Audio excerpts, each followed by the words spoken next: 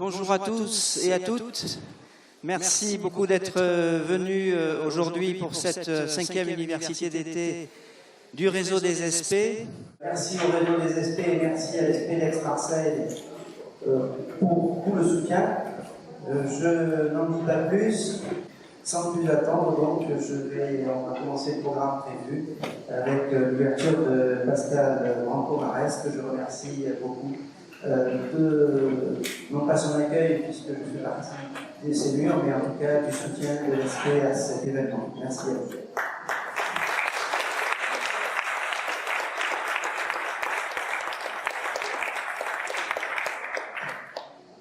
Merci à toi, Nicolas.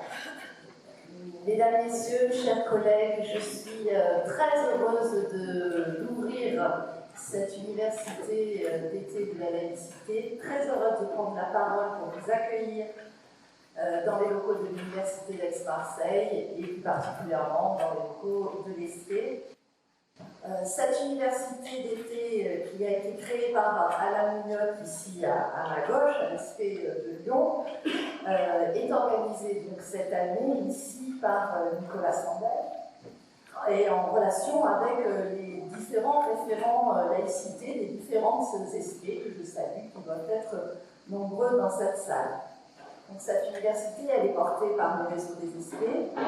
Elle est organisée cette année en collaboration avec l'ESP d'Aix-Marseille.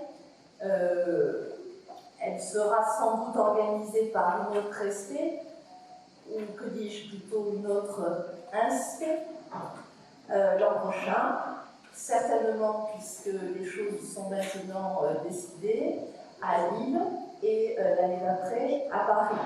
C'est donc bien une université portée par le réseau national, futur réseau des INSP. Sans doute, la présidente du réseau présente, Brigitte Marin, en parlera peut-être davantage à l'issue de cette université.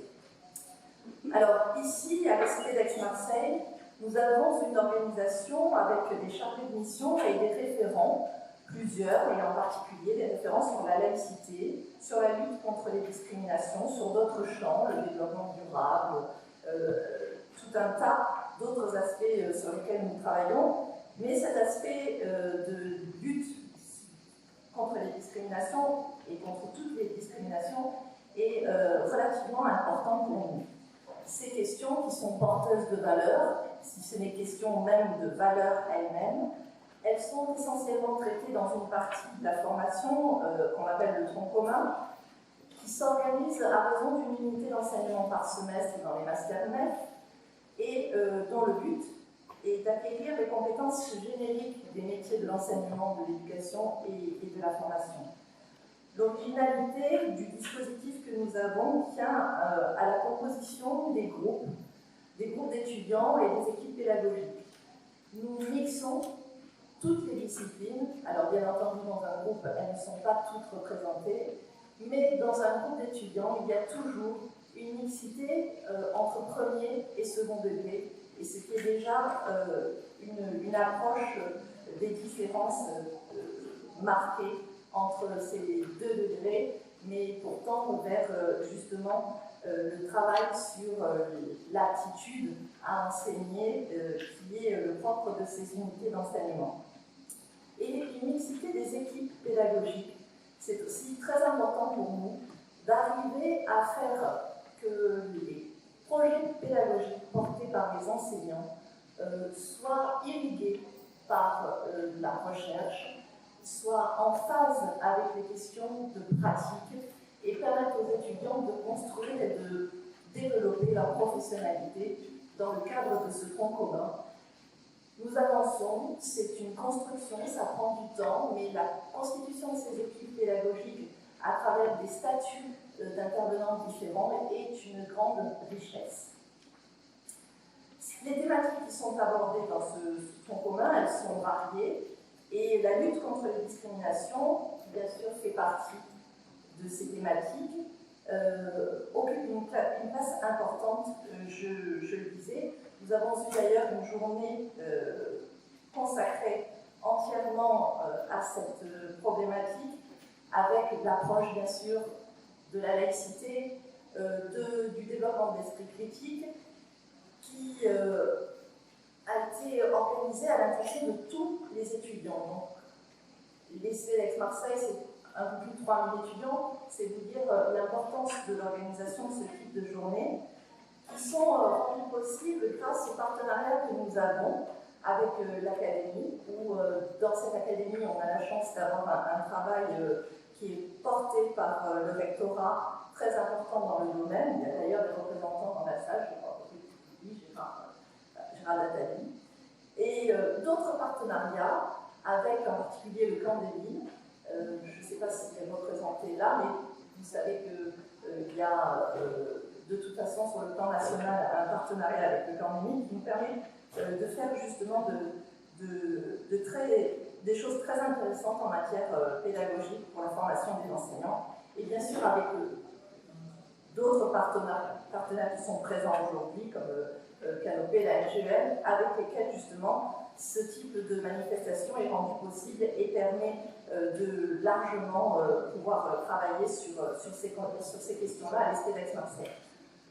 Je ne pouvais pas m'adresser à vous sans dire ce que nous essayons de faire, moi-même qui ne suis pas spécialiste du domaine, pour vous dire qu'il me semble que justement les questions que nous allons traiter, que en tant que spécialiste, certains vont aborder aujourd'hui et demain, elles nous concernent tous et elles concernent bien entendu les enseignants qui au quotidien doivent faire face à des situations parfois inédites et dans lesquelles la discrimination est parfois très, très invisible.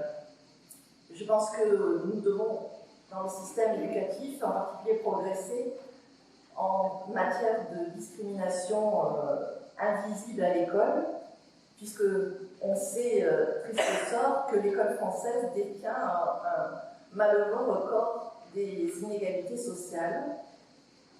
Et puis, malgré les grands discours sur l'égalité républicaine, le poids du milieu économique et social pèse encore très lourdement en France, et plus lourdement en France qu'ailleurs d'ailleurs, sur les parcours scolaires des élèves. Et à l'instar des études qui ont été menées sur d'autres concours de la fonction publique ou de l'entrée à Sciences Po, concours qui ont d'ailleurs évolué, il serait intéressant, et ce serait particulièrement d'actualité, de savoir si la discrimination sociale invisible ne jouerait pas dans les concours de recrutement des enseignants. C'est un appel aux spécialistes qui voudraient se pencher sur cette question-là. Je ne vais pas être beaucoup plus long. Je vais m'en tenir à surtout remercier tous ceux qui ont rendu l'organisation de cette université possible, nos partenaires, bien entendu, les personnels administratifs, techniques, enseignants et chercheurs, sans qui rien n'aurait été possible, l'équipe du réseau national des ESPE. Le programme de cette université me paraît très riche et très alléchant. Et je n'ai donc plus qu'à vous souhaiter des travaux féconds et un bon séjour à Aix pour ceux qui viennent de loin. Je vous remercie.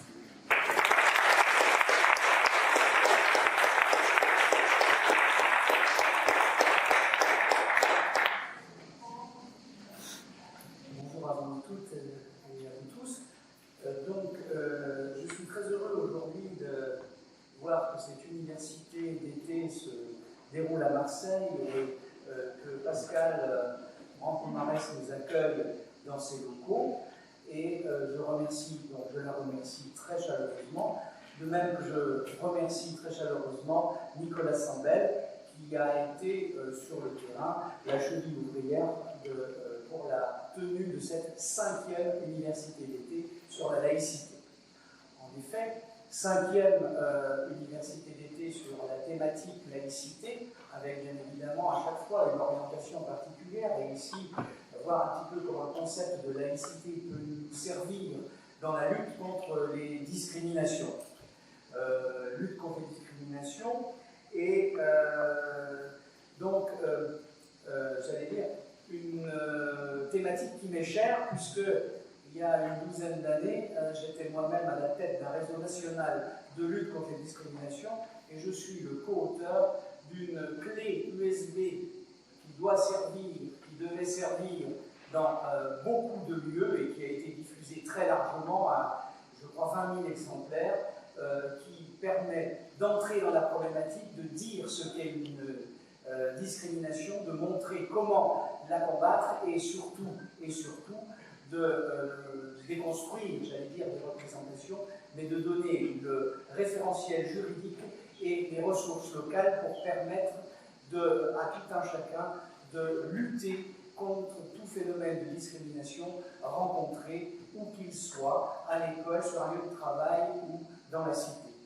Donc, heureux aussi que cette université se déroule à Marseille, puisqu'au départ, c'était un événement local porté par l'ESP de l'Académie de Lyon et qui est devenu, tout en ayant un rayonnement national, mais qui a été relayé en tant que visibilité par le réseau national des ESP et qui permet aujourd'hui, et suite à mon prochain départ à la retraite, qui va permettre de me survivre et de se pérenniser dans le temps. Et c'est justement là, quand une initiative est intéressante, et elle l'est, ce qui est satisfaisant et ce qui est une preuve de réussite, c'est que ça ne tient pas à une personne ou une personnalité, c'est que ça puisse perdurer et être porté par d'autres. Et aujourd'hui, nous en avons l'exemple même, c'est-à-dire on se transporte de Lyon, nous allons à Aix-en-Provence,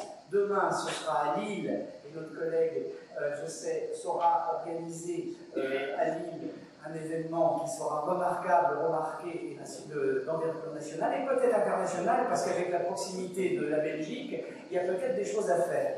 Et ensuite, j'ai entendu parler. Donc j'en suis, et vous m'envoyez vraiment, vraiment très, très touché, très heureux. Alors, si maintenant, et pour terminer, je peux regarder un petit peu ce qui s'est passé, quid de la laïcité aujourd'hui. Alors, cette laïcité, si l'on regarde la situation avec assez de recul, et en allant au-delà des incidents de la vie quotidienne, on peut considérer qu'au cours de ces dernières années, les problématiques de la laïcité ont connu une évolution qui peut s'organiser autour de trois grands pôles fondamentaux. D'abord, ce qu'on pourrait appeler une tendance à l'apaisement. En effet, les différentes parties prenantes, qu'elles soient politiques, philosophiques ou religieuses, ont mis un peu d'eau dans leur vin et on assiste à un certain assouplissement des positions qui a partiellement enlevé au débat sur la laïcité l'aigreur polémique qui les caractérisait auparavant. Un signe, certes discutable, nous est donné par les réactions qui ont suivi l'incendie de Notre-Dame de Paris. Si diverses soient-elles, on peut dire que cet cet incendie a donné lieu à l'expression de regrets émanant d'institutions culturelles ou cultuelles marquées par la modération et le respect. De la même manière, les problèmes internes à l'Église catholique autour du thème de la pédophilie n'ont pas donné lieu aux réactions haineuses ou violentes qu'ils auraient pu susciter. Ensuite, cette tendance à l'apaisement est néanmoins liée à un phénomène nouveau qui a entraîné le déplacement des problématiques. Et je veux parler de l'émergence de l'islam en France. L'hostilité à la diffusion de l'islam est un phénomène nouveau, mais contrecarré dans son expression par la crainte d'une islamophobie de type raciste. Le nouveau problème de la laïcité en France, c'est de pouvoir se promouvoir sans participer à une islamophobie par ailleurs rejetée. Tout se passe comme si les polémiques traditionnelles entre l'Église, avec un grand E, et l'État s'étaient délocalisées vers une manière de comprendre l'islam qui tout à la fois respecte pleinement la laïcité sans pour autant s'abandonner à une lutte contre l'islam. il y a là certainement un objet de recherche, mais aussi d'inquiétude. Enfin, ces deux grandes lignes, apaisement et déplacement, étant bien identifiées, il reste néanmoins ce que l'on pourrait appeler les escarmouches qui, en diverses circonstances, réactivent les conflits. Tel fut le cas, par exemple, des crèches installées à Noël dans diverses mairies, ou des problèmes vestimentaires et de visibilité d'un signe religieux. N'oublions pas qu'en France, il y a encore 50 ans, les femmes convenables ne sortaient pas sans chapeau. Je vous rappelle que dans le Code Soleil, pour ceux qui l'ont connu, eh bien, une femme en cheveux était mal vue. Une femme en cheveux, le Code Soleil, c'est quoi? C'était le guide, le règlement qui devait s'imposer à tout instituteur et toute institutrice, pardon, toute institutrice et tout instituteur dans le cadre de ses fonctions. Et il fallait qu'elle ait les cheveux attachés, un chignon, quelque chose, un petit truc dans la tête, mais les cheveux libres comme vous les avez aujourd'hui, ça n'était pas très convenable. Donc vous voyez, on a avancé. Voilà. Vous avez connu comme moi les dames qui avaient un fichu sur la tête, etc. Souvenez-vous de la publicité sur la 4 chevaux ou la Dauphine ou la Floride, dans le début des années 60, vous avez une très belle femme qui avait elle-même un foulard noué. Voilà, c'était un style vestimentaire et c'était, j'allais dire, culturel. Globalement, donc, on peut dire que on a là vraiment ce qui relève de la relativité des usages. Et globalement, il s'agit de questions relatives aux relations entre le culturel et le cultuel. Et cela appelle bien sûr des débats, à la réussite desquels doit concourir la volonté de tous. Voilà ce que je voulais dire en termes d'introduction sur cette laïcité, mais on pourrait dire énormément de choses. Et j'ai retrouvé sur la clé USB, dont je suis quasiment l'auteur, mais c'est pas moi qui l'ai construite, j'y connais rien dans cette technologie, en plus elle est interactive. Et je souhaiterais qu'il existe, et j'en ai parlé avec Albino Bidard, un outil, je ne sais pas s'il y a quelqu'un de la Maïf ici, qui s'appelle Autopsie d'un accident. Et j'aimerais bien qu'il y ait un outil de la même manière qui soit autopsie d'une discrimination, c'est-à-dire quelque chose qui permette d'entrer dans une problématique de lutte contre les discriminations à partir d'un incident local, de classe ou de quartier, qui permette d'entrer en dialogue avec les élèves pour construire justement ce discours et construire le comportement qu'il convient d'adopter. Puisque discrimination dans le sens commun, discriminer, ça veut dire distinguer, séparer, opérer un choix. En droit, en revanche, j'ai travaillé pour la Hague, la discrimination devient condamnable lorsqu'elle impose un traitement inégal et défavorable à une personne ou à un groupe de personnes à raison d'un motif prohibé. Quand j'ai fait cette clé, il y avait 18 motifs prohibés. Aujourd'hui, il y en a 24. Bon, voilà. Et bien, écoutez, je souhaite bonne chance à cette université d'été. Je souhaite bonne chance aux futures universités d'été. Sachez que j'ai déjà entrepris d'autres travaux concernant la laïcité, concernant la lutte contre les discriminations, mais dans d'autres cadres que le cadre universitaire, tout en apportant un certain nombre de contenus qui sont, eux, d'un niveau universitaire. Voilà, je vous dis merci, et encore merci à toi, Pascal, d'avoir bien voulu accueillir cette université, à Nicolas pour l'avoir organisée. Merci à vous tous.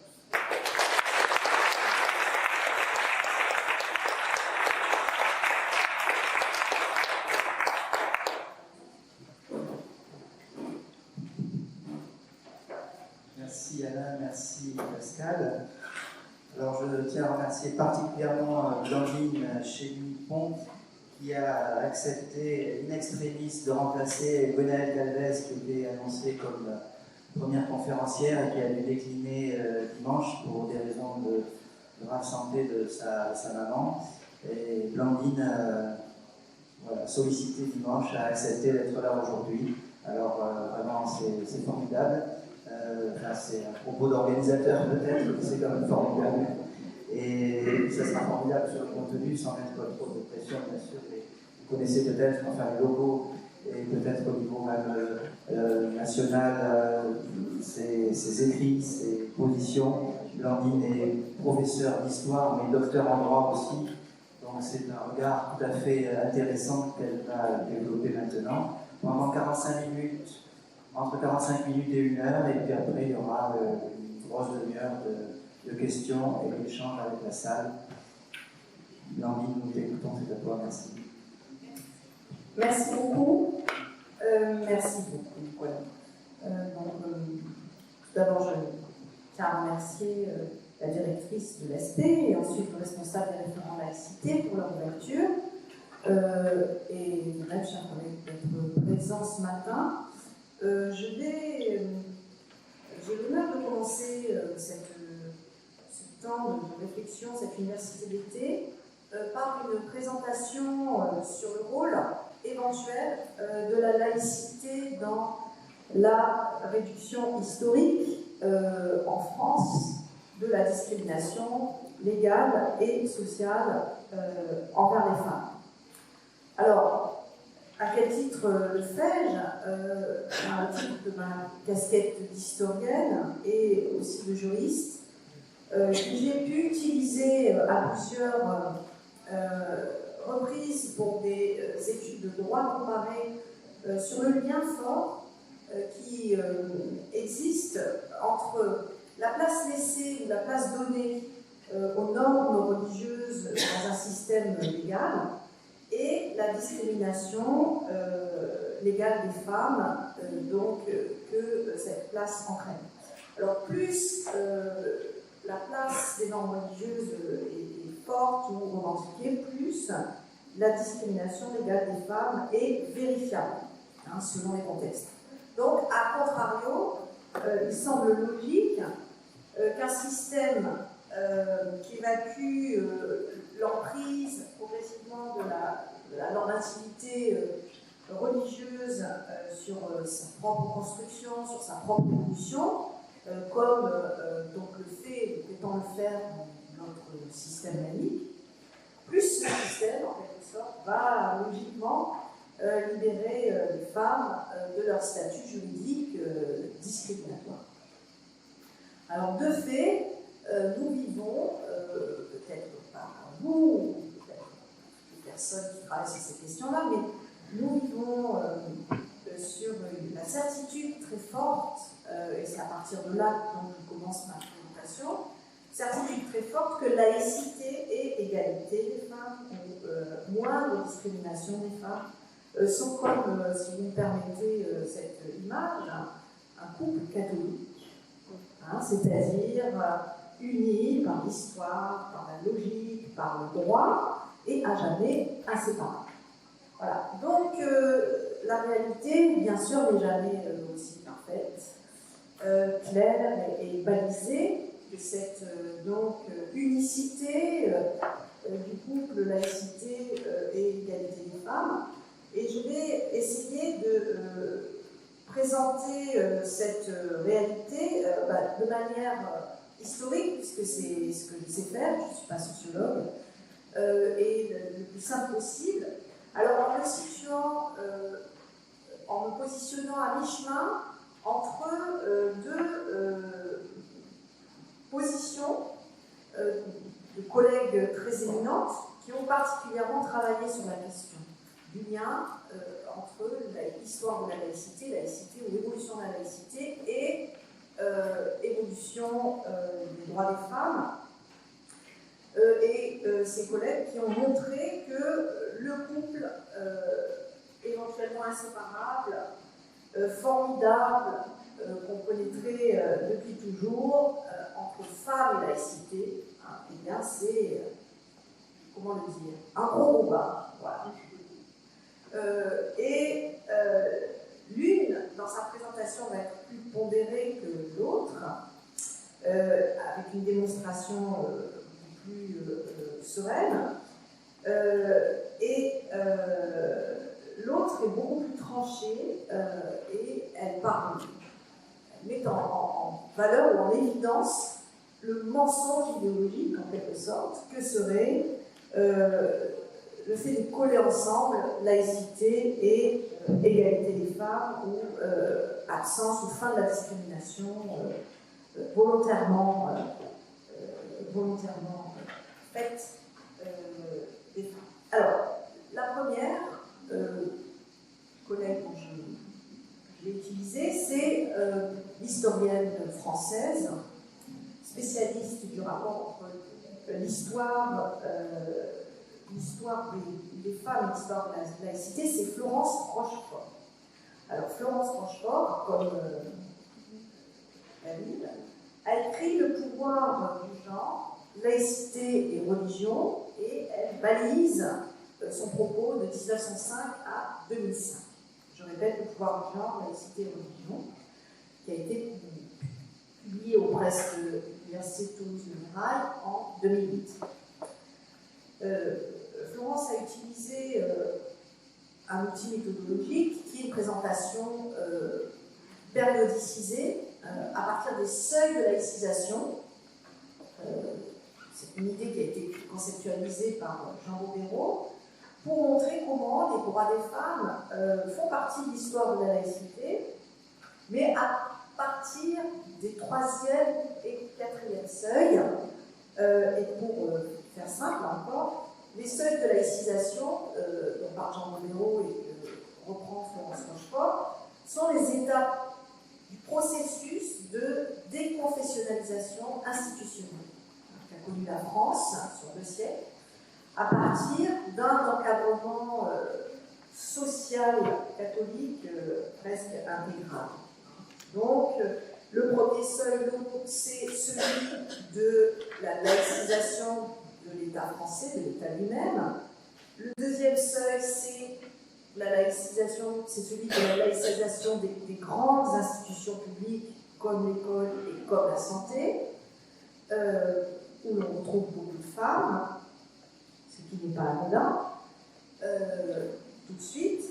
Le 3e seuil de laïcisation serait celui du droit de la famille et de la procréation, et Florence Rochefort utilise cette idée pour établir un 4e seuil, qui serait la laïcisation de la différenciation sexuelle, c'est-à-dire du genre. Alors l'idée de Florence Rochefort, c'est de montrer que l'on peut trouver une correspondance forte entre laïcité et droit des femmes à partir du moment où le droit de la famille se laïcise. Mais elle insiste bien dans sa présentation sur le fait que rien de tout cela ne s'est passé facilement, ni de manière évidente, ni parfois même de manière délibérée. Alors la deuxième position, je vous le rappelle, moi je vais essayer de me situer entre ces deux positions-là pour faire cette présentation, sans avoir d'ailleurs, je veux dire, je n'accroche pas à ma propre présentation, c'est juste, comment dire, une aide argumentaire que je propose. Donc, la deuxième position, c'est celle d'une américaine qui s'appelle Joan, comme la chanteuse, Scott, S-C-O-2-T. C'est une américaine très connue parmi les historiens contemporanéistes. Elle est spécialiste de la France contemporaine, donc c'est devenu très rare dans les études universitaires américaines, et elle est aussi spécialiste de l'histoire du féminisme, l'histoire des femmes en général, du féminisme. Et John Scott a publié en 2017 une espèce de brûlot qui s'appelle Sex and Secularism en 2017 aux éditions Princeton, qui a été traduit, ce livre a été traduit en français en 2019, donc il est disponible dans le kiosque, aux éditions Climat, et elle a intitulé, enfin l'éditeur a traduit son Sex and Secularism par la religion de la laïcité. Je n'ai pas trouvé la traduction elle est moins percutante que Sex and Secrecy, je veux bien dire ce qu'il veut dire, et c'est un véritable cri de colère. John Scott dénie, vraiment comme une fiction narrative mythologique, l'idée que laïcité et égalité des femmes ont été, ont traversé l'histoire main dans la main. Alors je la cite. J'ai entrepris ce livre parce que je savais que les affirmations courantes sur la laïcité, l'idée selon laquelle elle est nécessairement synonyme d'émancipation des femmes, n'étaient tout simplement pas vraies. Ayant étudié l'histoire du genre et des femmes en France, j'étais stupéfaite d'entendre des politiques prétendre que l'égalité de genre est une valeur primordiale de la démocratie, au moins depuis la Révolution française. En réalité, l'égalité de genre est absente des documents fondateurs des démocraties occidentales, même lorsque celles-ci invoquent les principes universels des droits de l'homme. Elle est devenue une valeur centrale pour les politiques français que depuis le début de ce siècle, XXIe siècle. Et seulement pour marquer l'opposition à l'islam. C'est ce qui m'est apparu clairement en faisant des recherches sur la loi de 1905 de séparation de l'Église et de l'État en France.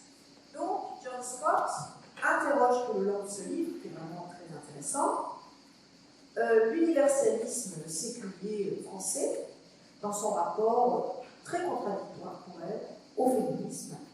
Et alors, on a conclu que le concept même de laïcité serait beaucoup plus profondément marqué par un ethos chrétien qu'on ne pourrait se l'imaginer. Et elle affirme que le discours séculariste, en utilisant ce terme anglophone, le discours séculariste, qui s'auto-qualifie généreusement d'émancipateur, a longtemps utilisé les mêmes catégories inégalitaires, de différence, de complémentarité, de femmes, des hommes, etc., pour dénier l'accès des femmes à la sphère de l'action politique. C'est-à-dire que globalement, le discours séculariste a utilisé pendant très longtemps un discours chrétien-catholique sur les femmes assez récent. Alors pour ma part, je vais m'en tenir à une lecture linéaire, un peu plate peut-être par période, donc et par seuil de laïcisation, la Révolution d'abord, la Troisième République, l'après-guerre et enfin le retour de flamme laïque qui a commencé dans les années 90 et dont je viens d'entendre qu'il s'est calmé, pas surtout apaisé, et sur la querelle de vêtements couvrants que vous avez donc relativisé, montrer que non, ce relativisme n'est pas encore à lieu, et il y a bien un problème de voile aujourd'hui dans la laïcité française, et je voudrais conclure dessus.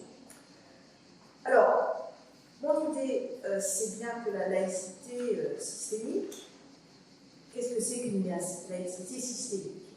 Donc, un système laïque, de manière systémique et juridique, quand il y a séparation, quand il y a neutralité de l'État et des services publics, et quand il y a droit commun fondé sur les droits de l'homme.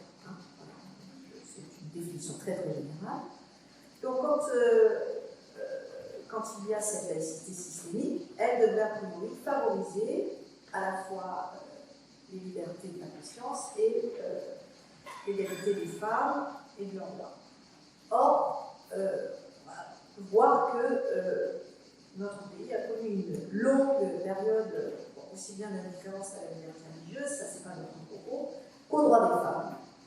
Et après, il a semblé être devenu le pays de l'égalité féminine, ce qui a quand même été, on va dire le contraire, mais il n'a pas versé facilement dans l'égalitarisme juridique, c'est moins qu'on puisse dire, et la référence à la laïcité peut expliquer les postures dans les deux cas, quand ça ne l'était pas et quand ça l'est devenu. Mais on va terminer sur cette idée que, est-ce qu'aujourd'hui, on n'est pas à une période paradoxale, je marche sur des œufs et je ne veux froisser personne, et je n'ai pas de but ni d'intérêt là-dedans. Mais cette forme paradoxale de discrimination sexuelle vis-à-vis de la minorité musulmane émergente issue de l'immigration, et donc s'il n'y a pas, à travers la phraséologie et l'attitude laïque, un dernier problème avec les femmes musulmanes. Alors pour commencer, on va voir ce que les femmes françaises doivent à la Révolution, comme première époque de laïcisation. Alors, tout simplement, hein, la Révolution française va mettre en place trois choses: l'état civil, le mariage civil et le divorce civil. Pas très longtemps, mais néanmoins. Et ce n'est pas rien. Parce que la création d'un état civil, c'est la première voie de réalisation d'une démarche de neutralisation de la citoyenneté, de l'état des personnes et de l'état des liens familiaux, par le passage, le transfert des registres de naissance et des registres d'union conjugale sous le contrôle de l'État. Alors concrètement, l'état civil et le mariage civil ont plus mis fin à la discrimination légale des protestants et des juifs en France. Elle a permis le début des mariages mixtes, mais bon, sur une population qui était à 99% catholique, quasiment jusqu'à la fin du XIXe siècle, 98%, ça n'a pas été un grand bouleversement. Même, on ne peut pas dire non plus que l'autorisation du mariage, du divorce libre, à partir de 1792, 7 ans 1792, par la même loi qui établit le mariage civil, bien que le divorce libre ait beaucoup profité aux femmes, parce qu'elle s'est plutôt apparentée à une forme de répudiation sur laquelle, justement, le code civil finira par revenir. Donc la Révolution française n'a pas apporté l'égalité civile aux femmes et particulièrement le droit de vote et l'accès aux magistratures publiques. Alors, à l'époque, qui a pu défendre ces idées? Eh bien, je vais citer utiliser deux auteurs, deux personnages historiques très importants sur cette question. Condorcet d'un côté et Olympe de Gouges de l'autre, bien sûr, que vous connaissez sans doute tous. Donc Condorcet a défendu, il a été un des très très rares à l'avoir fait et écrit, le principe d'égalité, égalité de droit entre hommes et femmes. Il avait un projet éducatif égalitaire et le projet de laïcisation scolaire a buté très tôt, très vite sur l'éducation des filles. Que va-t-on faire des filles? Est-ce que les filles doivent aussi recevoir une éducation émancipée, une instruction publique? Et dans son instruction civique, Condorcet use d'arguments utilitaristes pour avancer cette idée qu'il faut éduquer les filles, laïquement, j'allais dire, parce que les femmes vont gérer l'éducation des enfants. C'est très utile pour leurs enfants et leurs époux qu'elles ne soient pas ignorantes. Donc les filles devraient avoir le même droit que les hommes à l'instruction. C'est plutôt une défense de l'instruction des femmes. En même temps, Condorcet conçoit déjà la coéducation, la mixité, qui selon lui favoriserait les mœurs, car loin d'être dangereuse, elle serait très éducative, mais il est bien le seul à penser comme ça. La mixité de l'école, c'est pas avant les années 1960, donc vous voyez, entre 1791 et 1960, il y a beaucoup de temps. Tout le monde pense alors, et on va continuer à penser dans le même temps, que la mixité est dangereuse, qu'elle est immorale et qu'elle contribuerait à la démoralisation de la société. Alors Olympe de Gouges, de son côté, qui était une célèbre abolitionniste dans les années 1780, a écrit avant 89 une suite au mariage de Figaro de Beaumarchais, dans lequel elle dénonce le mariage forcé des femmes. Et plaide pour l'émancipation féminine. Donc elle va devenir, sans être un personnage majeur de la Révolution d'ailleurs, elle va devenir à partir de 89 la figure de l'égalité des droits entre tous les citoyens, sans distinction de sexe, de couleur ou de revenu. Et elle va aussi plaider pour le mariage civil, pour la fin du mariage religieux, pour le divorce des femmes, c'est-à-dire le droit des femmes à demander le divorce, ce qui, à l'époque, était véritablement révolutionnaire. Elle avait plein d'idées, plein d'idées, tout à fait bizarres pour l'époque, mais qui vont faire finalement souche. Elle était une des premières à théoriser le système de protection maternelle et infantile. Elle demandait la création de maternité pour l'accouchement des femmes, etc., etc. Donc, par bien des aspects, Olympe de Gouges a bravé la bienséance révolutionnaire en publiant, comme vous le savez, un doublon de la Déclaration des droits de l'homme et du citoyen, intitulé Déclaration des droits de la femme et de la citoyenne, avec une dédicace malvenue à la reine Marie-Antoinette, où l'on peut lire « La femme a le droit de monter à l'échafaud, elle doit avoir également le droit de monter à la tribune ». Eh bien, pour Olympe de Gouges, ce fut l'échafaud, puisqu'elle a été restée fidèle, elle est restée fidèle aux Girondins, elle était plutôt monarchiste. Et je voudrais vous citer la réflexion du procureur de la Cour de Paris, Pierre-Gaspard Chaumette, à la mort d'Olympe de Gouges. Voilà ce qu'il en a dit. Un grand révolutionnaire dans l'éternel, M. Pierre-Gaspard Chaumette. Cette virago, la femme-homme, l'impudente Olympe de Gouges, qui la première institua des sociétés de femmes, abandonna les soins de son ménage, voulut politiquer et commis des crimes. Tous ces êtres immoraux ont été anéantis sous le fer vengeur des lois, et vous voudriez les imiter? Non. Vous sentirez que vous ne serez vraiment intéressante et digne d'estime que lorsque vous saurez ce que la nature a voulu que vous fussiez. Nous voulons que les femmes soient respectées, c'est pourquoi nous les forcerons à se respecter elles-mêmes. Voilà. Donc, on va résumer. La Révolution française n'a pas été la révolution des femmes françaises et leur absence de droit politique va s'aggraver avec la mise en place du Code civil au début du XIXe siècle qui supprime l'égalité civile si jamais elle avait existé et qui réduit le divorce à la faute adultérine des hommes et des femmes. Mais les hommes au domicile conjugal et ailleurs ça ne compte pas, ont aussi d'autres possibilités, la famille judiciaire et les coups et blessures éventuellement. Donc le premier seuil de laïcisation pour les femmes est assez modeste et suivi d'une période, et suivez-moi aussi cette expression, de congélation un peu juridique des femmes et des hommes aussi. Dans le Code civil, après l'abolition du divorce en 1816, le Code civil napoléonien reste en vigueur dans presque toute sa splendeur jusqu'aux années 1970 en France. Il a mis en place un modèle de famille autoritaire et patriarcal qui minore les femmes, avec néanmoins des lois correctives au fur et à mesure du temps.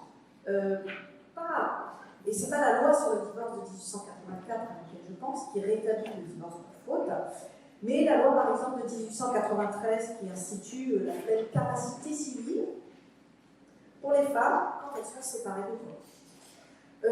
Ou alors la loi de 1907 qui autorise la libre disposition de son salaire, donc la femme mariée travaille, et que son mari l'a autorisée à travailler.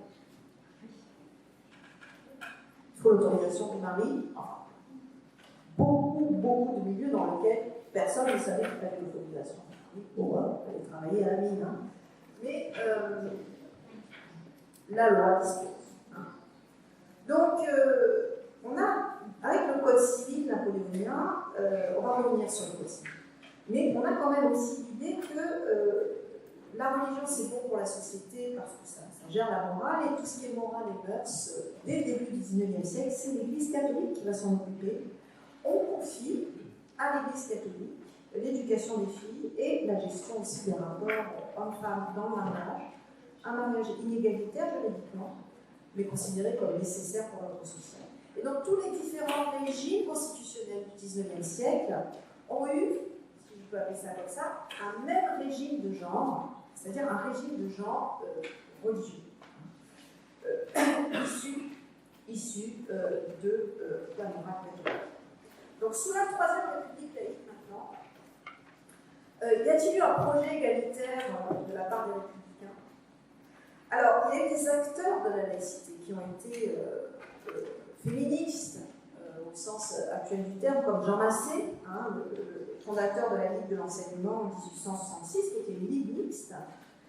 Il y a eu des personnalités qui se sont mobilisées pour que s'institue une société laïque et égalitaire, mais les acteurs de la laïcité égalitaire ne vont pas du tout obtenir gain de cause.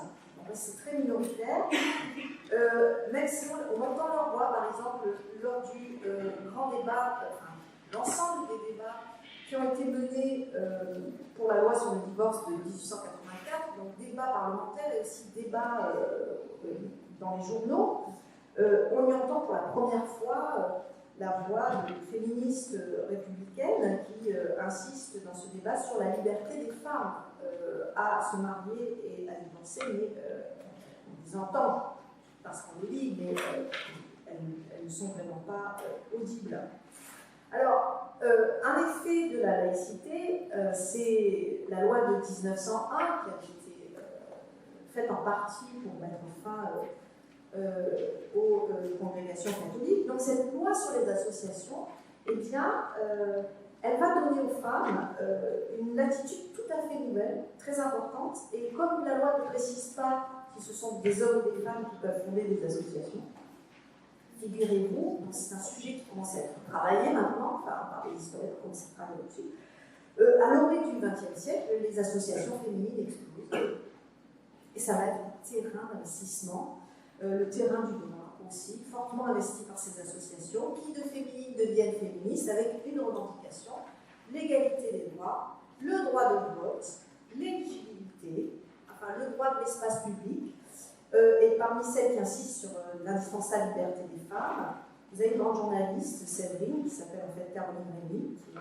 collaboratrice de Jules Vallès, ça vous situe. Donc c'est une femme de grand talent qui écrit dans de multiples journaux à gauche comme à droite, et elle est dreyfusarde. Elle va collaborer à un journal féministe qui s'appelle La Fronde, dirigé par Marguerite Durand, composé, administré par les femmes pendant un temps assez court, très critique à l'égard même des républicains. Alors globalement, l'époque de la Troisième République, c'est plutôt la laïcité contre les femmes. C'est plutôt cette atmosphère. La France de la Troisième République a été... Alors là, je m'appuie sur les travaux de Florence Rochefort. Hein. La France de la Troisième République a été plutôt parfaitement réticente à admettre la pleine égalité civile et civique des femmes, avec un consensus conservateur entre républicains laïcs et catholiques pour exclure les femmes des droits politiques et civils, et plusieurs projets de loi dans l'entre-deux-guerres en 1919, en 1925, en 1932 et en 1935, donc il y a quand même eu des tentatives, ont été repoussées par le Sénat, donner le droit de vote aux femmes. Et jusqu'en 1936, les femmes mariées, je vous le répète, sauf celles qui sont séparées de corps, eh bien, n'ont pas de capacité civile. Elles sont mineures dans le mariage, elles ne peuvent pas ester en justice, elles ne peuvent pas porter plainte sans l'autorisation de leur mari, elles n'ont donc pas ni le droit de vote ni le droit d'être élues.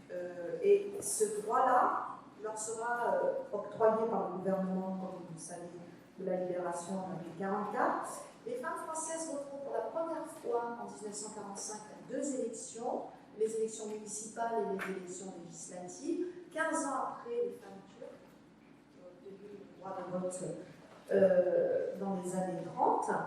Et les premières femmes députées seront élues aux élections d'octobre 1945. Et une des premières femmes députées sera d'ailleurs la première femme ministre dans un gouvernement français en 1947. Je pense à Germaine Poinceau-Chapuis, qui est une Marseillaise, qui est Marseillaise de sa naissance à sa mort, et qui a été donc une femme députée et ministre à une époque où la chose était encore extrêmement rare. dans le camp des démocrates chrétiens. Pour en revenir au refus du droit de vote et à l'absence d'égalité politique sous la Troisième, l'un des arguments majeurs était la crainte, pour refuser ce droit de vote et cette égalité politique, la crainte de l'influence politique nécessairement néfaste, c'est-à-dire anti-républicaine, de l'Église catholique sur les femmes.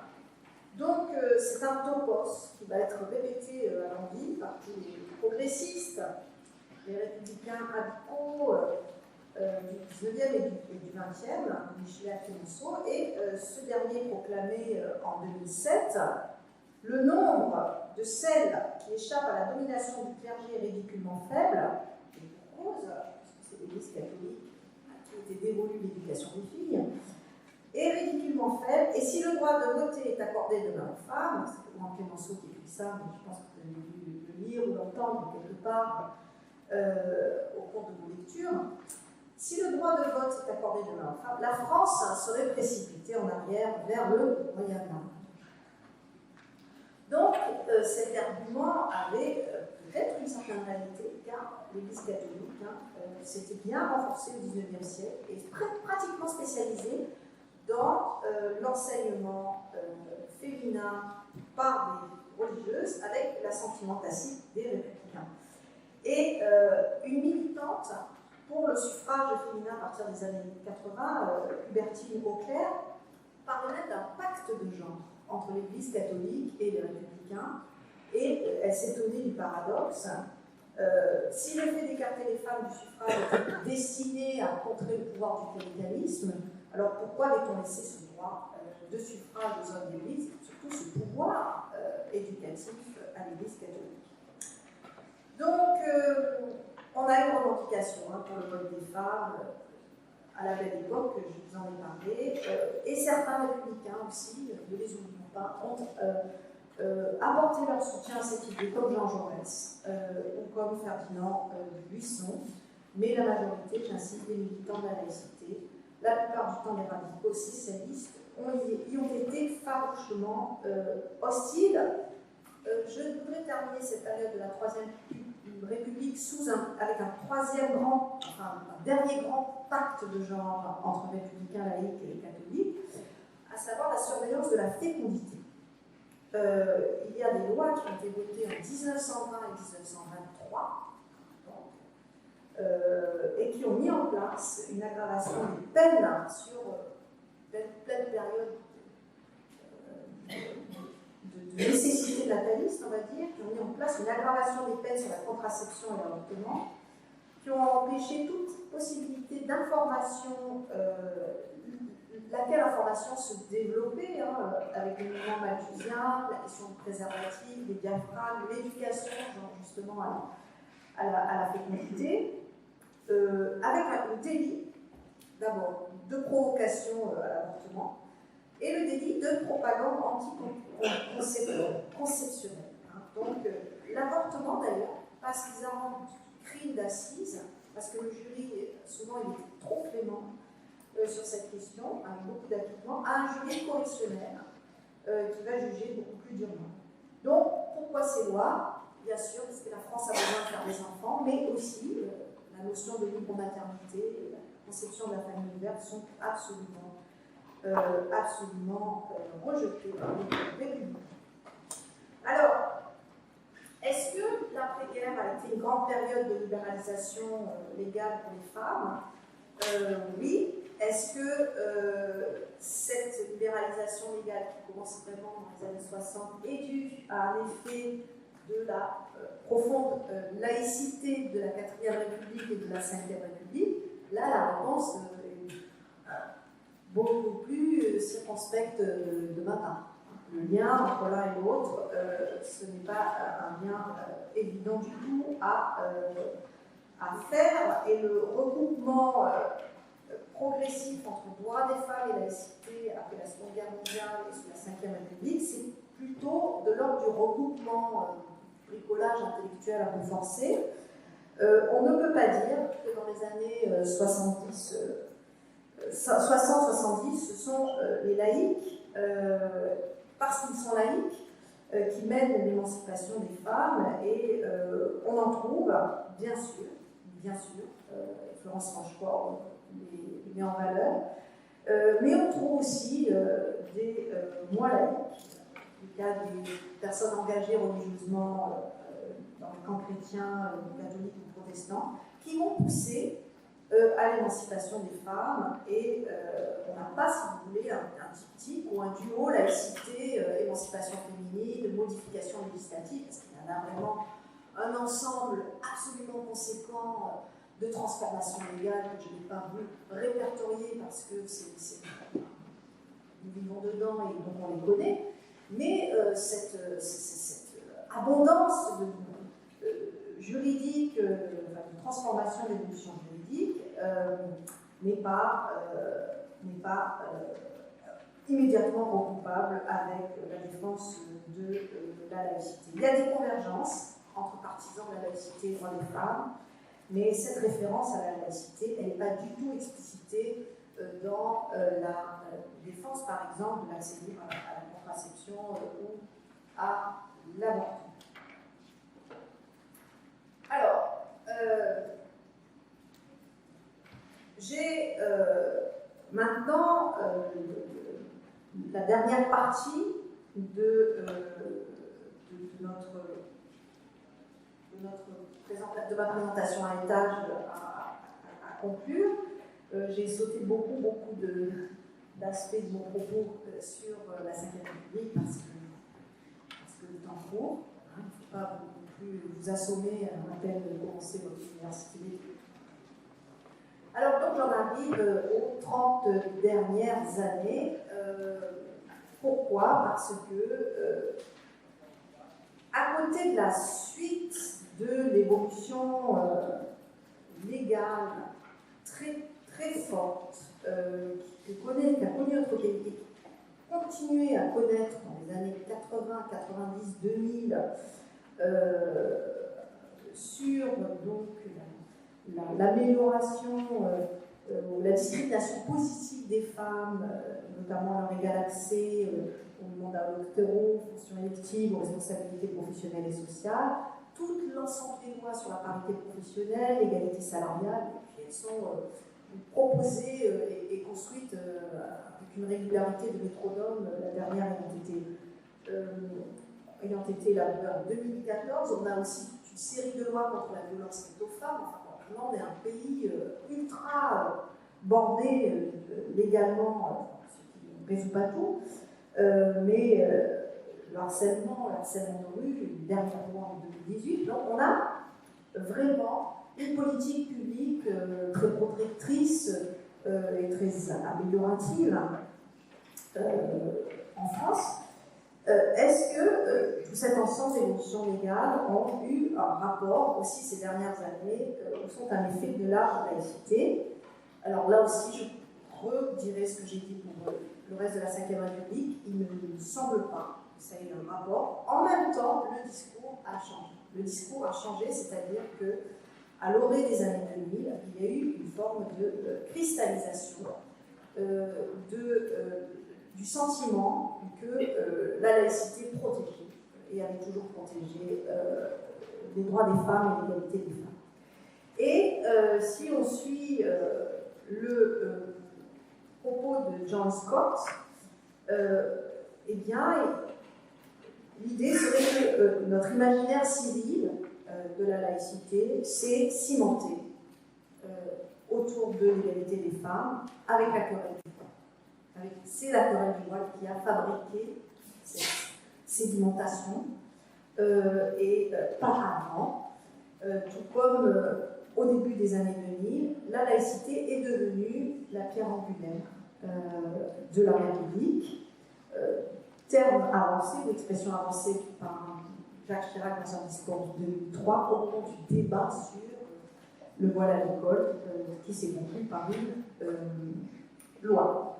Donc c'est sur le terrain de l'école que le débat sur la laïcité a ressurgi, souvenez-vous, à partir de 89 et autour du port du voile dans le cadre scolaire, une question qui nous a énormément occupés et qui a finalement débouché quelques années plus tard, en 2004, sur cette loi. Sur cette loi, donc la division a été très grande et la possibilité de se parler entre les pour et les contre l'extension de l'interdiction du voile dans l'espace scolaire a été longue, et c'est une division dans les débats qui a été à l'image de la société française, polarisée sur cette question. Je suis désolée d'y revenir. Donc il y a une focalisation laïque sur le débat du voile, et avant que donc, la laïcité elle-même ne soit reprise comme un outil politique de la droite à la gauche, à l'extrême droite, avec ce souci, vous en avez parlé tout à l'heure, hein, de l'utilisation islamophobe de la question. Donc la crainte s'est aggravée avec l'arrivée de la burqa, finalement interdite dans l'espace public au début des années 2010. On a là aussi un grand débat qui a continué à se développer pour interdire, on a été plusieurs à travailler dessus, pour interdire le port du voile dans la fonction publique, ça a été réglé assez rapidement, mais interdire le port du voile éventuel dans le monde du travail. Donc là, les juristes ont travaillé sur ces sujets-là ces dernières années. Et finalement, avec la loi El Khomri, cette question est laissée à la discrétion des règlements d'entreprise dans le monde du travail non public. Alors voilà, je vous propose de terminer sur la fondation de John Scott. Je ne dis pas que je me partage.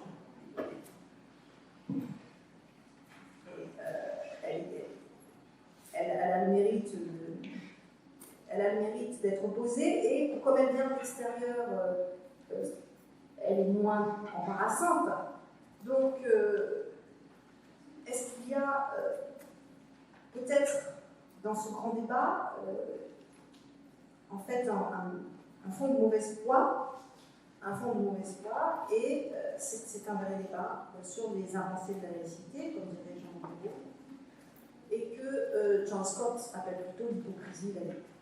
Voilà. Donc, le débat en cours sur la laïcité en France se déformerait peut-être en une sorte de laïcisme d'un point de vue idéologique, pensé avec, d'après elle, un antiféminisme historique, originel, qui continuerait à s'illustrer dans la stigmatisation de la femme musulmane voilée, qui est un repoussoir facile et peut-être stéréotypé, avec un sentiment de supériorité culturelle qui n'hésiterait plus à inclure dans les discours publics, tenus tant à droite comme à gauche de l'échiquier politique, des considérations proprement racistes.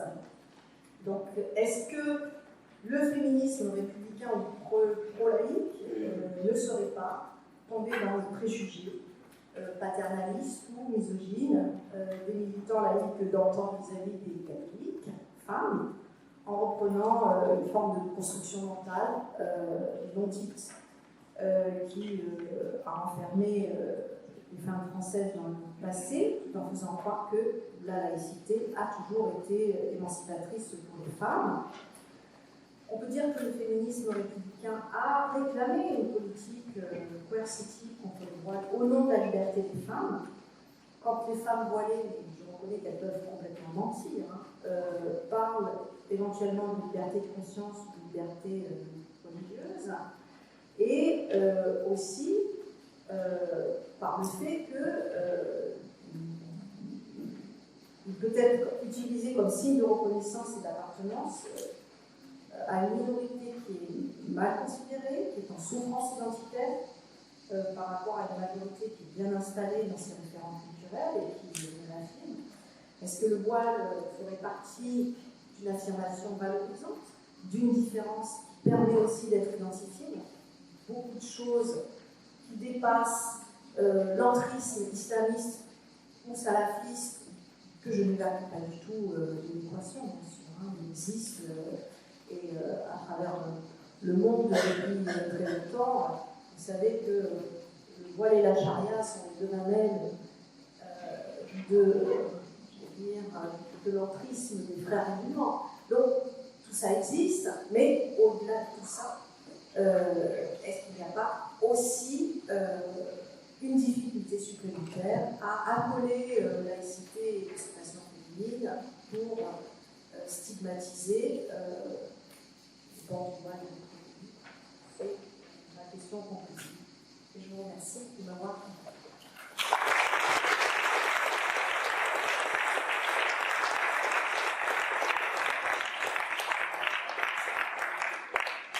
Merci beaucoup, Blandine. Avant de passer la parole à la salle, en t'écoutant, je pensais à un combat commun qu'on a déjà mené, je dis déjà parce que je suis ici depuis moins de 3 ans, en faveur du pasteur Jean, qu'on n'a pas réussi à mener au bout, mais c'était une partie remise. Mais je ne veux pas te relancer sur cette question qui est importante, mais qui me permet de saluer au passage, et plus qu'au passage, vraiment très vivement l'action qui est menée à Aix-Marseille Université par la vice-présidente déléguée à l'égalité femmes-hommes, Nolwenn Lécuyer. Nolwenn Lécuyer qui n'a pas pu venir aujourd'hui, mais qui a son bureau dans notre SP 2 cours à côté de là où nous nous trouvons et qui mène depuis cet endroit un travail absolument formidable dans les luttes contre toutes les discriminations, avec le plein soutien d'Aix-Marseille Université, puisque je crois que cette action au niveau national est l'une des plus soutenues, et notamment par notre vice-présidente Marie Masquet de Barbarin, donc également des figures féminines tout à fait importantes dans notre institution. Alors cette question finale, elle est fondamentale, parce qu'effectivement, la laïcité peut ne pas servir finalement autant qu'on pourrait imaginer la lutte contre les discriminations. Dans un domaine très proche, et j'arrête là, c'est celui des stéréotypes sexistes. Souvent, la lutte contre les stéréotypes sexistes que tout le monde semble partager, on montre en sociologie souvent que cette lutte ne permet pas d'atteindre vraiment la question des inégalités fondamentales. C'est comme s'il y avait un substrat socio-historique puissant qui mettait à l'épreuve les limites de ces modèles généreux de laïcité, de lutte contre les stéréotypes ou autres. Et on est particulièrement en SP, en formation des enseignants, concernés par cette question. Car finalement, que mettre dans le tronc commun qu'évoquait Pascal Pomarès tout à l'heure, quelles thématiques, quelles actions de formation développer sur la question des discriminations, si effectivement on ne touche pas quelque chose qui est essentiel. Donc merci aussi pour cette citation de John Stott sur la religion de la laïcité, mal traduit mais finalement évocateur. Et maintenant la parole est à la salle, il y a un micro que l'on qualifie donc de baladeur qui va circuler parmi nous.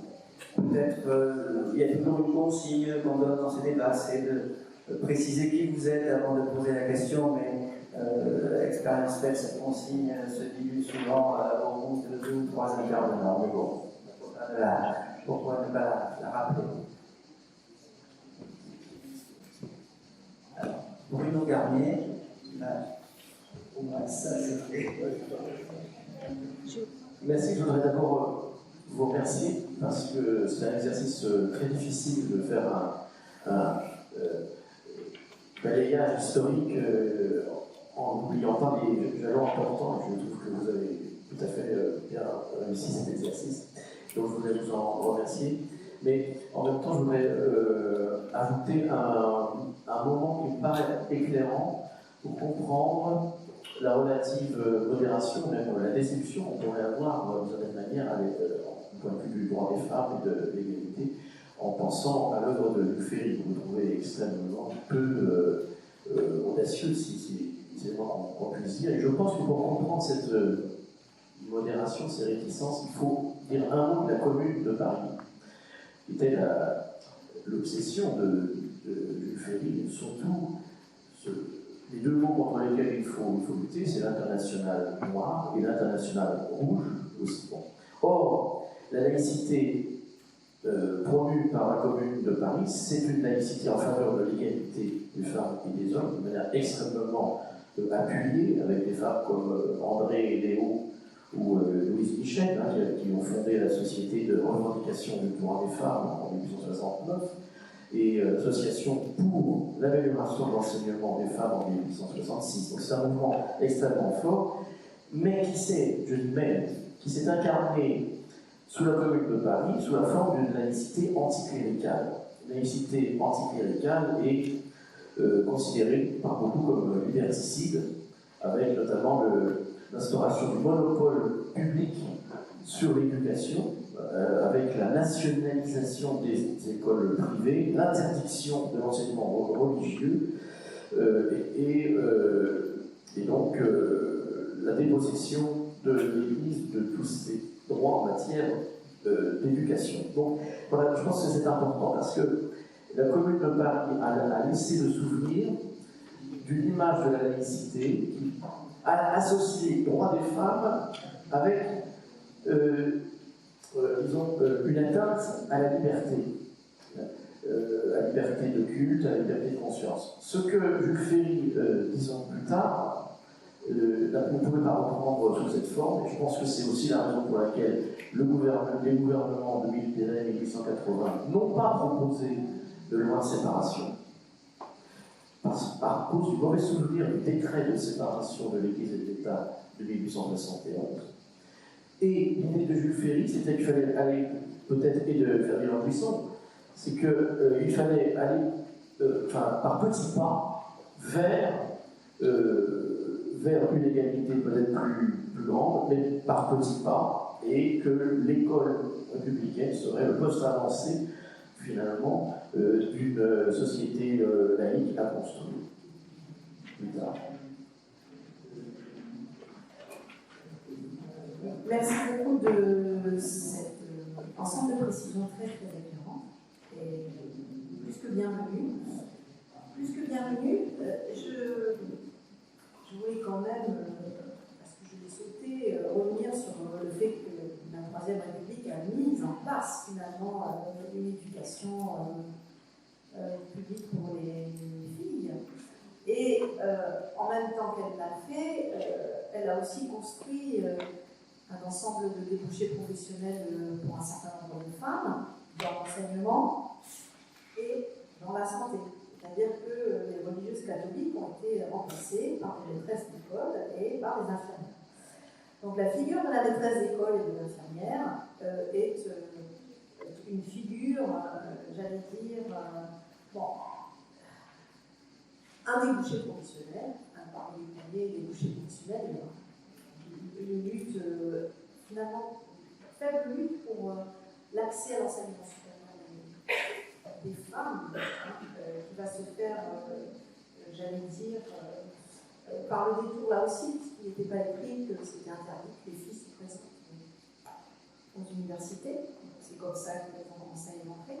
Mais c'est le paradoxe aussi de cette éducation émancipatrice pour les femmes, que finalement elle fixe comme cadre social aux femmes qui travaillent un cadre éducatif ou, j'allais dire, caritatif. On reste toujours dans le care, comme on l'a dit. Donc il y a peut-être effectivement la définition de différence sexuelle entre les femmes, mais en tout cas il y a une corrélation très forte, il me semble, avec la vision traditionnelle d'évoluer au partage des genres.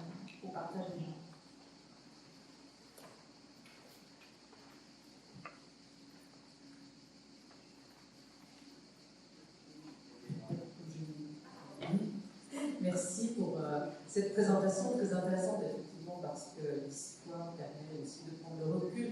Alors, j'ai lu dernièrement plusieurs ouvrages de Claude Lelièvre sur l'histoire de la scolarisation des filles et puis aussi la représentation des filles tout au long dans les livres d'histoire. C'est très intéressant et éclairant parce qu'effectivement, l'école participait aussi de cette discrimination.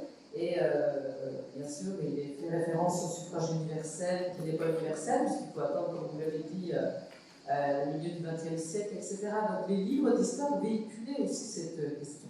Mais je veux revenir à la laïcité. Alors, il me semble que, et vous l'avez dit, que bien sûr que la laïcité, il faut revenir au fondement sur liberté de conscience, émancipation des dogmes et cette définition qui est importante, mais le rôle des femmes qui est là aussi parfois invisible tout au long de l'histoire. Je prends par exemple Pauline Cadlomar qui a créé des écoles maternelles au XIXe siècle et qui n'est pas toujours citée. Et il y a de nombreuses femmes qui, peut-être dans l'ombre, mais qui ont œuvré pour la défense de la laïcité, la défense de l'égalité des femmes. Et vous avez dit 1970, là aussi, Yvette Rondy et bien d'autres, des mouvements qui ont œuvré, bien sûr à leur manière, mais pour défendre ce concept de laïcité et de liberté de conscience et d'égalité des femmes. Je crois qu'il faut peut-être donner cette visibilité à des femmes qui ont été nombreuses, mais alors bien sûr Olympe de Gouges, Louise Michel, mais il y en a d'autres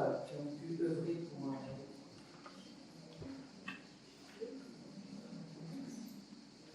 Geneviève Peuzeux. Merci pour cette présentation qui sera complétée, je pense, demain sur l'histoire de l'éducation des filles et de la laïcité. Mais il y a un passage de votre conférence qui est très intéressant, et je ne sais pas si vous pouvez nous en dire plus, c'est sur le rôle de la loi de 1901 et la place des femmes. Comment les femmes ont pris cette place en montant des associations? En fait, c'est quelque chose à laquelle je n'avais pas vraiment... En fait, c'est un terme qui commence à être balayé. C'est tout nouveau. Voilà. Il commence à être balayé parce qu'on réalise qu'après la possibilité, bon, c'est vrai que ça a été, il y a eu une explosion associative dès que la loi a été votée.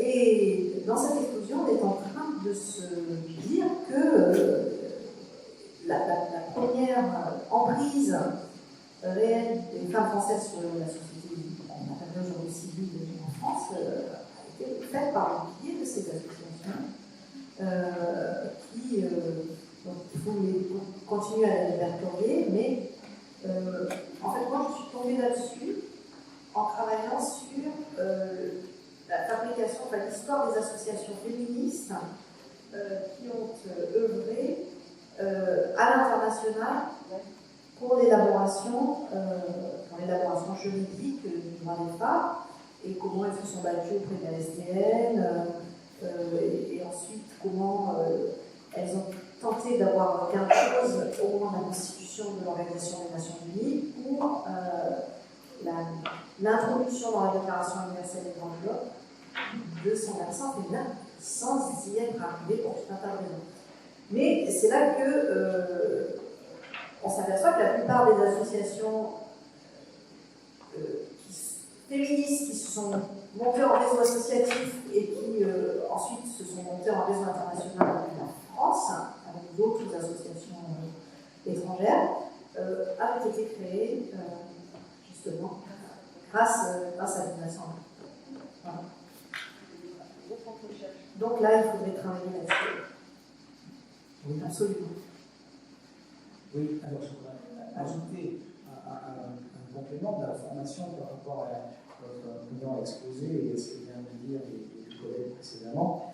Pour ma part, j'ai étudié les livres d'instruction civique qui sont sortis entre 1870 et 1914. Alors, le corpus était constitué de 137 manuels qui portaient explicitement dans leur titre instruction civique, parce que les livres de morale de l'époque traitaient aussi d'instruction civique. Mais bon, en choix méthodologique, j'ai choisi ceux qui comportaient dans leur titre instruction civique. Il y avait 4 catégories. Et il y avait les manuels directement à destination des congrégations enseignantes, les manuels pour les petites classes des lycées, et des manuels pour les garçons et des manuels pour les filles. C'est-à-dire que si on laisse les manuels congréganistes, la Troisième République, elle voulait assurer le progrès dans l'ordre. Après toutes ces périodes bousculées du XIXe siècle, on avait peur du désordre. et des révolutions, enfin il y avait la Commune entre autres, qui venait juste de précéder cette installation en 1875 de cette Troisième République, qui, je rappelle, est passée avec une bonne majorité. Donc Jules Ferry a installé, et à travers les manuels de l'association civique, on voyait bien la place de la femme par rapport à celle de l'homme. Et j'ai étudié plus particulièrement 4 manuels, dont 2 rédigés par Ernest Lavis. Et le manuel qu'Ernest Lavis a publié pour les garçons était signé Ernest Lavis, et il a publié un manuel pour les filles où il a signé Pierre Laloy. C'était son pseudonyme. Et on voit bien la place assignée aux filles à travers les sujets traités dans les chapitres. De tête, il devait y avoir sur les budgets 2 chapitres pour les garçons contre 9 pour les filles. Il y avait aussi pour les filles une attention particulière à la fille qui travaillait au bureau de poste, SNCF, maîtresse d'école, c'est-à-dire des métiers ouverts aux filles et permis par le système qu'on mettait en place. Et on voit bien que la femme avait une place assignée aussi au foyer. C'est-à-dire que Jules Ferry, pour lui, la femme était la première éducatrice de l'homme, mais elle était aussi la dernière éducatrice de l'homme, celle qu'il récupérait à la sortie du régiment. Et plus elle savait, et mieux elle tenait son foyer, plus son bonhomme était, j'allais dire, heureux d'y retourner, et il allait moins au bistrot, enfin au cabaret à l'époque. Donc elle avait un rôle de régulateur, elle avait une place dans la société. Mais cette place n'était pas la même que celle de l'homme. Et donc là, l'école de la Troisième République a construit cette chose-là. De même que pour le manuel qui était donné à voir pour l'éducation dans les petites classes des lycées, qui débouchait automatiquement sur le baccalauréat, donc on faisait des bacheliers et des licenciés, c'était pour la bourgeoisie. Et on voyait bien qu'on leur donnait d'autres informations que celles qui étaient données au commun des mortels, qui n'allaient que jusqu'au certificat d'études. Voilà. Merci. Merci de ces détails très intéressants. Après la règle numéro 1, va respecter et donner son nom. La règle numéro 2, essayer de faire court pour poser des questions et faire tourner un peu plus le micro, même si ça est très très intéressant. Merci. Donc, je commence par la première préconisation. Donc, je suis Thierry Machuer, je suis le référent SP de l'SP de Caen. Voilà, Normandie. Il fait assez chaud, mais un peu plus frais quand même ici, actuellement. Je voulais d'abord vous remercier également pour votre intervention, notamment parce que je la trouve très salutaire en début de cette université d'été, puisqu'elle semble être en tout cas une des entrées problématiques particulièrement pertinentes dans le sujet, c'est-à-dire l'interrogation du P dans laïcité et lutte contre les discriminations, puisque alors là vous prenez une discrimination particulière qui est celle vis-à-vis des femmes et contre l'égalité des femmes, mais peut-être c'est une question plus large, et c'est là-dessus que j'aimerais vous interroger. Sur ce lien, sur la manière dont vous interprétez, dont vous comprenez ce et, c'est-à-dire que spontanément, comme vous l'avez dit en début de votre intervention, on aurait tendance à interpréter comme une sorte de lien évident, tout simplement, entre la laïcité et la lutte contre les discriminations, et qui peut-être, en tout cas, sur un certain nombre de sujets, n'est pas si évident que cela. À titre d'exemple, et pour terminer, ne pas être trop long, j'avais été relativement surpris au moment de la publication de la charte de la laïcité de voir apparaître cet item 9, qui les souvenirs sont bons, concernant justement l'égalité des femmes et la lutte contre les discriminations dans une charte sur la laïcité. Bien sûr, sujet particulièrement important, mais qui, a priori, à mon sens, n'ont pas forcément à voir particulièrement avec la question de la laïcité. Voilà, donc je voudrais avoir votre sentiment sur cette connexion fondamentale ou pas entre la laïcité et la question de la lutte contre les discriminations ou des valeurs de promotion de l'égalité en général.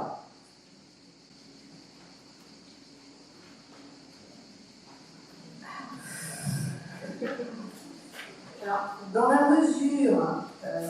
mesure où un système laïque, d'un point de vue juridique, est justement caractérisée par, comment dire,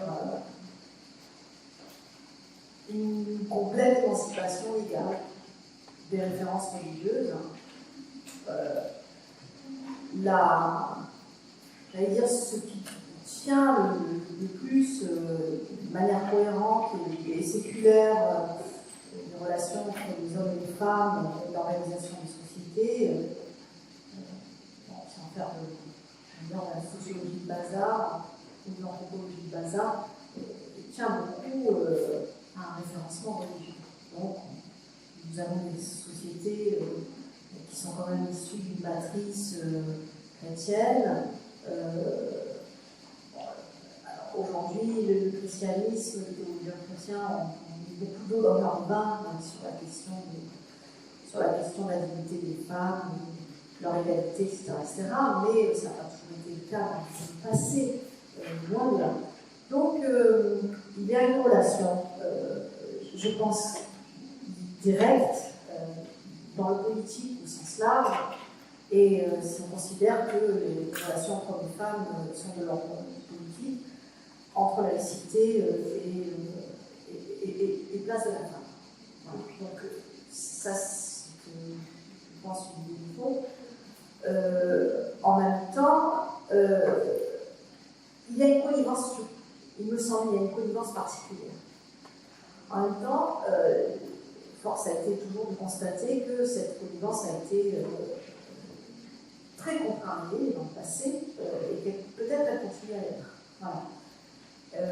Et donc, de ce point de vue, le travail de mémoire, mais aussi le travail de décantation, de nettoyage, je ne sais pas comment dire ça. En tous les cas, le fait de voir de quoi est brassée notre laïcité, notre imaginaire laïque, est très important pour, à chaque fois, ramener le compteur dans la bonne position. Donc voilà, c'est pas parce que logiquement et juridiquement, c'est un système qui effectivement protège davantage les femmes que d'autres systèmes. J'ai fait toute une étude sur l'histoire des évolutions constitutionnelles des États méditerranéens et la place des femmes. Donc, sur un siècle, c'est absolument probant, depuis la Turquie jusqu'à l'Espagne. Donc, on ne peut pas le nier. Mais en même temps, ça n'empêche que les pesanteurs historiques sont aussi très fortes sur une propre construction politique contemporaine. J'espère que j'ai répondu à votre question. Bonjour, Jean Salé, enseignant et membre du groupe d'action climat scolaire de l'Académie d'Aix-Marseille. Quelque chose qui pourrait peut-être œuvrer fortement pour l'égalité hommes-femmes, ce serait l'ouverture du champ des possibles en matière de formation ou de profession, aussi bien pour les hommes que pour les femmes, que les femmes ne s'orientent quasiment jamais vers les métiers comme l'électricien, par exemple, ou vers la politique. Il n'y a absolument aucune raison à cela. Et de la même façon, un homme peut très bien travailler dans la petite enfance ou bien pour l'aide aux personnes âgées. Donc comment promouvoir cela, je ne sais pas si c'est le bon terme, mais comment faire en sorte d'ouvrir le champ des possibles, je dirais, pour les personnes, pour les filles dans les écoles républicaines.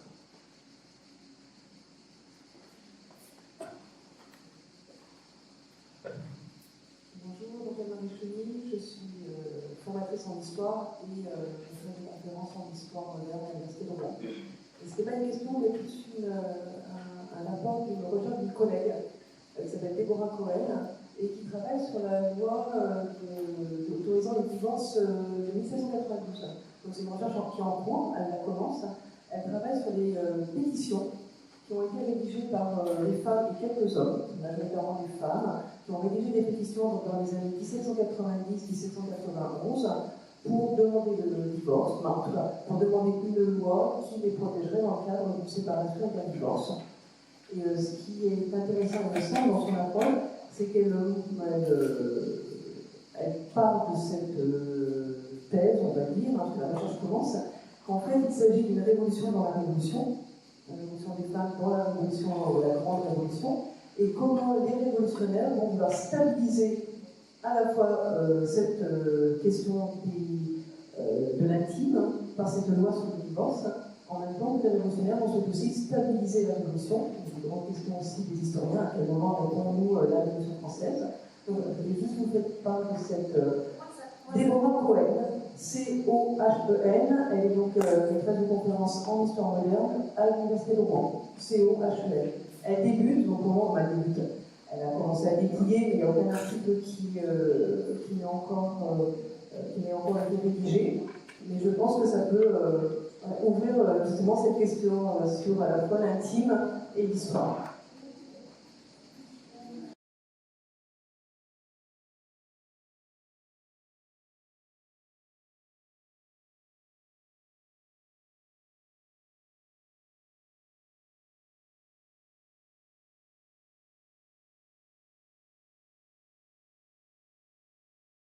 Si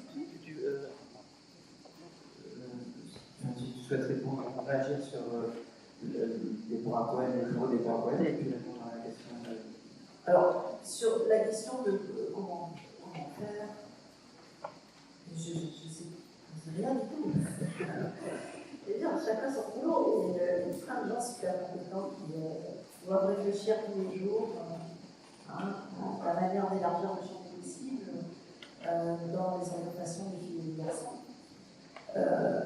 Et on leur laisse ce difficile travail. Quant à ce projet de thèse, voilà un projet qui est très très intéressant. C'est un peu comme travailler sur la féminisation, la féminité des associations 1901. C'est-à-dire qu'on commence à, comme toujours, en histoire, c'est ça qui est merveilleux, c'est un nouveau champ. Et je pense qu'elle va sans doute être stupéfaite par l'ensemble vaste des propositions qui ont été faites dans le sillage aussi des sociétés qui ont été fondées par Olympe de Gouges, notamment des sociétés de femmes qui se sont constituées pendant la Révolution et comment elles ont mal fini, mal fini, on va en parler, mais il y a eu un moment raté, et en grande partie il a été raté parce que les députés des différentes assemblées révolutionnaires, enfin constitutionnelles, les différents régimes qui se sont succédés ont été, n'ont pas relayé aussi, n'ont pas relayé toutes ces propositions qui ont été réfléchies et amenées jusqu'à par Olympe de Gouges, la plus connue, mais par l'ensemble de femmes qui étaient mobilisées dans son sillage de la même manière qu'elle à promouvoir ce débat du divorce par consentement ou du divorce au nom de la liberté individuelle. Parce qu'en fait, ce qui a été finalement mis en place n'a pas du tout protégé les femmes. Et l'un des aspects de la réforme du divorce qui a été mis en place par le Code civil, qui l'a maintenu au début, jusqu'en 1807, a été de dire que finalement, la loi sur le divorce de 1792 était une loi de répudiation et qu'il fallait l'abolir. Voilà, donc il y a eu impossible qui n'a pas été mis en place. Je vous parlais tout à l'heure de la Déclaration universelle des droits de l'homme. Aujourd'hui, on travaille dessus en se disant c'était trop tôt en 1945, 1946, 47, 48 pour universaliser les droits des femmes. Mais à contrario, quand on travaille un peu dans les archives, on s'aperçoit qu'il y a tellement de matériel qui était disponible, de militance qui durait depuis des décennies sur ces sujets-là, on s'aperçoit vraiment qu'il y a eu à ce moment-là un blocage de la part des différentes commissions, et notamment la commission des droits de l'homme qui a eu en charge l'élaboration de cette déclaration, pour empêcher que les droits de l'homme se féminise en quelque sorte au moment de la déclaration, tout un tas de considérations politiques, parce qu'il fallait que les États signent en résolution cette déclaration universelle et que tout le monde soit d'accord. Donc, tout le monde a été d'accord, en partie aussi, là les archives le montrent bien, sur le don des avancées possibles en matière de droits des femmes. Donc, voilà, mutatis mutandis, on a cette même configuration au moment de la Révolution française. Bonjour. Alors moi je suis Joanne Durand, je suis professeure d'économie, droit, gestion dans un lycée marseillais. Et je voulais juste faire une petite remarque parce que j'étais intéressée par la question que posait le collègue sur finalement comment agir dans les établissements et la question de la déconstruction des stéréotypes de genre et de l'orientation différenciée entre les filles et les garçons. Donc on est nous-mêmes enseignants en matière de stéréotypes et plein de travaux, sur les travaux de nos propres stéréotypes.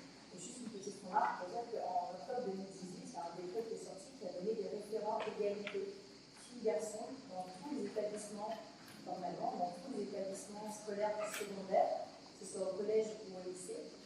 C'est le cas aussi dans les établissements d'Aix-Marseille.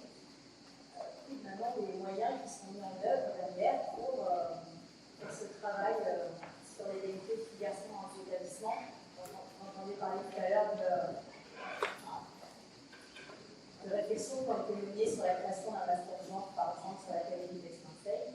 Donc là, au niveau du secondaire, donc il y a effectivement de l'animation de tout un réseau au niveau de d'Aix-Marseille Université sur l'égalité filles-garçons et l'égalité femmes-hommes.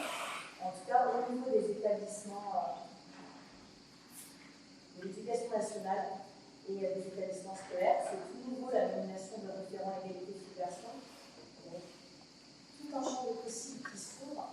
Il va falloir étudier la question des moyens développés et de ce qu'on peut faire avec ces référents.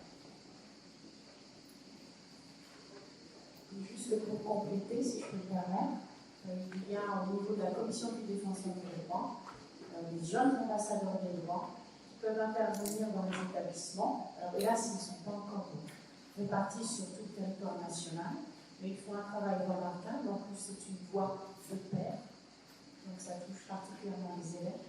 Ça les aide à travailler sur leur représentation, justement, sur l'égalité hommes-femmes et sur tout ce qui est discriminatoire. Et je pense que c'est un outil, justement, une réponse, monsieur, peut-être, à votre question. Voilà, en sachant que c'est une inégalité territoriale, puisqu'il ne couvre pas encore l'ensemble des régions. Il fait un travail très efficace, qui peut être à doubler avec ce que fait la plateforme Éducadroit, pareil, de la Commission de défense des droits, HDD. Voilà, la référence en éducation. Bonjour, Franck Garcia, je suis référent Valeurs de la République dans l'Académie de la Martinique. Alors, vous avez montré de manière très brillante le lien qui existe entre laïcité et un modèle judéo-chrétien qui va très bien ensemble. Et ce modèle judéo-chrétien personnalisé donc, par la religion catholique fait qu'il est adopté, me semble-t-il, aujourd'hui par une grande majorité de la population. On n'a qu'à voir comment des bastions du communisme socialiste qui prônaient des formes très libérales de la société sont en train de passer au Front National, etc.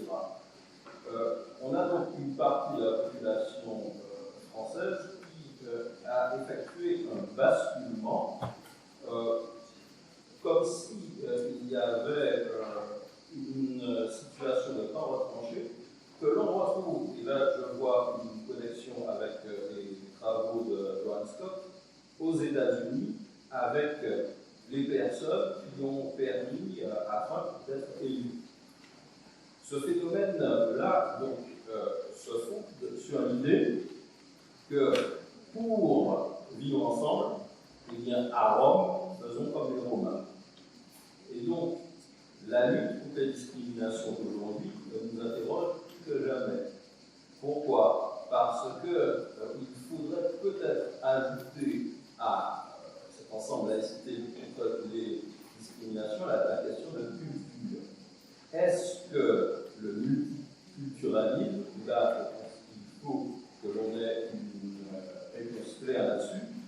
soluble dans la laïcité. Voilà.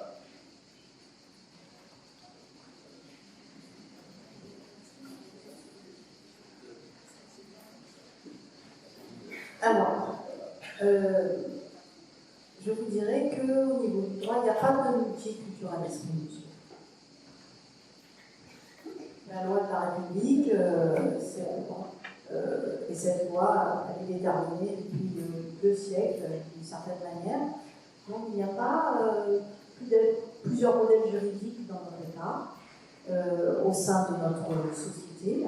Il peut y avoir des différences culturelles plus fortes, mais au niveau du droit, quand il s'agit de gérer son état civil, sa situation conjugale, l'éducation des enfants, enfin, tout ce qui, même au niveau du droit international, privé, quand on transfère finalement l'état civil de quelqu'un qui est étranger dans le droit national français, parce qu'il vit en France, c'est selon l'ordre public français.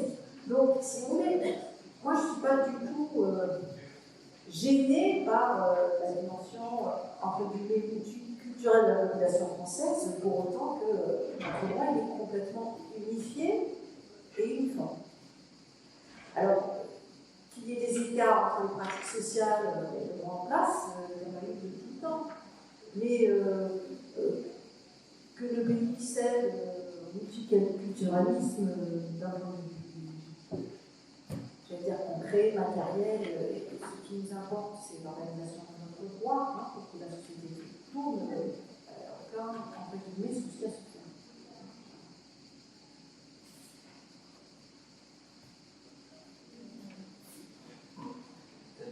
Dernière intervention en rapport. Bonjour, je suis Lézo, SP d'Île-de-France. Je voudrais une précision par rapport à ce qu'a dit monsieur, qui est une question intéressante, puisque je me rappelle l'intervention d'un collègue beaucoup plus brillant et beaucoup plus éloquent de ces choses-là que moi, un juriste qui m'a raconté, alors c'est son propos, qu'il y a eu un souci il y a quelques années, c'est-à-dire que visiblement la chancellerie avait demandé, avait envoyé quelques courriers pour qu'on ne marie pas 2 hommes, dont un était français et l'autre était franco-marocain, puisqu'il était demandé de respecter le droit du pays de ce monsieur. Et on avait, en France, on peut marier 2 personnes, quel que soit leur sexe, on est bien d'accord. Oui. Et il avait été plus ou moins demandé, en tout cas, de ne pas faire attention quand on mariait 2 personnes. Dont un étranger d'origine maghrébine. En tout cas, une personne. Et donc, il y avait des choses qui sont passées, pour dire, bon, ce serait intéressant que la France regarde 2 fois avant de marier cette personne-là, puisque du côté de ce pays-là, bon, nous sommes souples parfois avec les ressortissants français qui viennent sur telle ou telle place, se comporter de telle ou telle manière. Ce serait dommageable qu'on soit plus souple, par exemple. Donc j'aimerais votre avis là-dessus. Alors, il y avait un terme très technique, je vous prie d'excuser mon inculture, mais il faisait primer le droit marocain sur le droit français. Il disait que c'était tout à fait légal, que cette personne bénéficiait des 2 droits. Voilà. J'aimerais votre éclairage. Est-ce que j'ai un tas de stupidité ou est-ce que.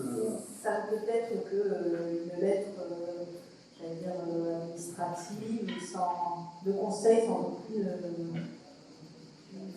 je cherche le terme, une valeur juridique. Ça, c'est généralement des tonnes de lettres comme ça. Ces personnes-là n'ont pas été mariées, en tout cas, ce monsieur n'a pas pu être marié. Bon, parce qu'on a suivi le conseil. Et je tiens à vous dire qu'il y a des milliers de mariages mixtes dans notre pays, entre des ressortissants français et des ressortissants originaires du Maghreb, dans les liens plus profonds que nous avons avec cette partie du monde. Et pas le besoin de chercher des couples homosexuels, les couples hétérosexuels sont quand même sujet à problème quand il y a un étranger à l'intérieur. Surtout si c'est un mariage entre femmes étrangères et ressortissants français, parce que la mixité religieuse dans le mariage, pour l'instant, n'est pas reconnue dans le pays du Maghreb. la Tunisie est en train de changer sa législation. Donc, ce qui veut dire qu'une femme d'origine tunisienne, marocaine, algérienne, ou de tout pays où il y a une incidence juridique de la loi islamique dans le droit civil, eh bien, si elle contracte un mariage avec un musulman, ce mariage n'est pas reconnu par son état d'origine. Donc elle n'est pas mariée, ce qui a des incidences très dommageables en termes de déplacement, de vie en commun, de reconnaissance légale de ce couple et de ses enfants dans son pays d'origine. Donc oui, il y a déjà cet énorme problème qui est résolu par le bricolage, par beaucoup de personnes, et qui ne fait pas l'objet de circulaires administratives. Pour information, la polémique, ça datait d'il y a 4 ans. Donc,